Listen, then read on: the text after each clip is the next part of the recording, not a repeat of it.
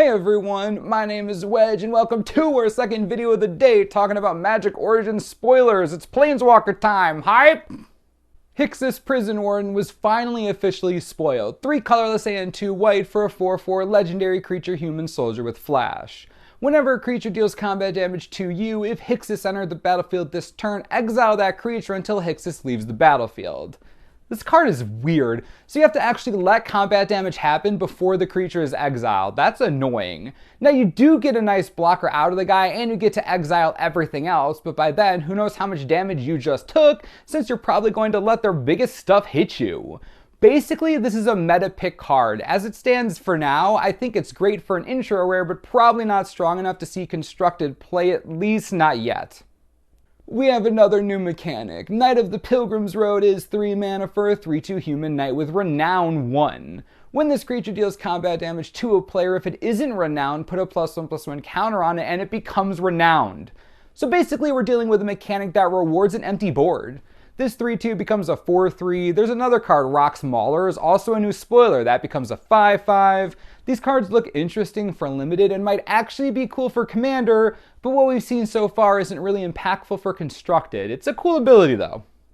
Counter spells are awesome. Clash of Wills is X and 1 blue for an instant counter target spell unless its controller pays X. Now, true, this is no Syncopate or Condescend, but it is a counter spell. That's better than no counter spell, isn't it? I really miss counterspell. Okay, well, crap is about to get real. Languish is 2 colorless and 2 black for a sorcery. All creatures get -4/-4 until end of turn. There goes the neighborhood. What a bonkers board wipe. It is cheaper than both End Hostilities and Crux of Fate, but there is one gigantic problem. It doesn't kill Siege Rhino. It does remove most any threat you care about in the early to mid game, but it misses the Rhino. It misses Pelucranos. If you're the one playing Obzan, you're going to love this card. Your huge stuff survives, and all their Stormbreath Dragons, Ojutais, Coursers, and even indestructible Fleecemane Lions go away forever, at least until Den Protector brings them back. But still, the card's hysterical and I love it. Oh baby, Nissa, Vastwood Seer is 3 mana for a 2/2 legendary creature Elf Scout. When Nissa enters the battlefield, you may search your library for a basic forest card, reveal it, and put it into your hand.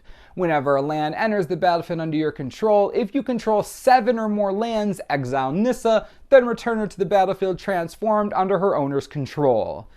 2/2 for 3 that tutors you a forest? Not bad. What bothers me is that you need 7 lands to flip her. Let's see what you get. Nissa Sage Animist is a 3 loyalty planeswalker. You can +1 to reveal the top card of your library. If it's a land card, put it onto the battlefield. Otherwise, put it into your hand. You can -2 to put a legendary 4/4 green elemental creature token named Ashaya the Awoken World onto the battlefield.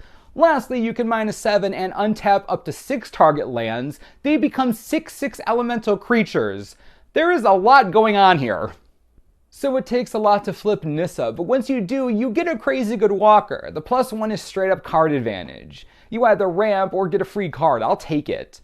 The -2 is interesting because while a 4/4 is cool, you only get 1 of them since they're legendary. Also, if you -2 right away, you can't create another one anyways, and it's probably late game since you need 7 lands to flip her in the first place. You see what's going on here? I like Nissa a lot, and she's going to be stupidly hilarious in that Titania or Omnith Commander deck, but in Standard, am I the only one who thinks she's way too slow? When she turns up, she doesn't auto-win the game or anything, you know what I mean? I don't know. Let me know what you think. I'm curious.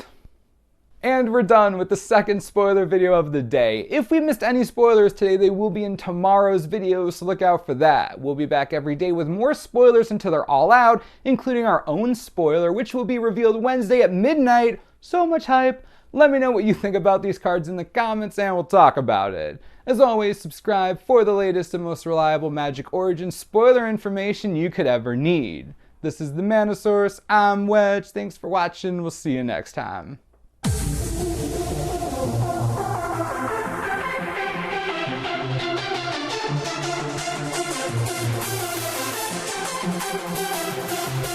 What?